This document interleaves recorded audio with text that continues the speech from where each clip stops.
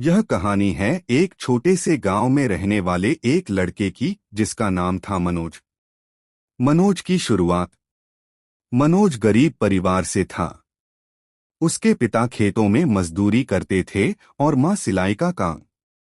पैसे की तंगी थी, लेकिन मनोज के सपने बहुत बड़े थे। वह पढ़ाई में अच्छा था और उसका सपना था कि वह एक आईएएस अधिकारी बने। लेकिन स्कूल में उसके दोस्तों और यहाँ तक कि कई अध्यापक भी उस पर हंसते थे। वे कहते, तू गांव का लड़का है, तेरे पास कोचिंग के पैसे भी नहीं हैं, तेरे जैसे हजारों बच्चे हर साल कोशिश करते हैं और असफल होते हैं। लेकिन मनोज ने हार नहीं मानी। वह रोज सुबह 4 बजे उठता, खेतों में पिता के साथ काम करता और फिर दिन भर पढ़ाई करता। उसके पास महंगे नोट्स नहीं थे, इंटरनेट नहीं था, लेकिन उसके पास था स्वयं पर अटूट विश्वास।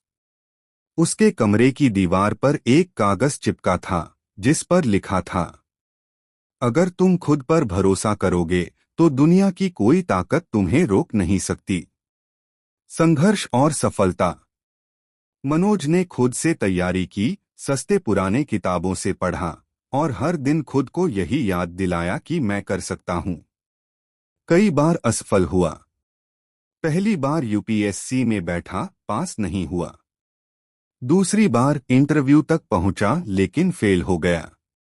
लोगों ने कहा, अब छोड़ दे, ये तेरे बस की बात नहीं।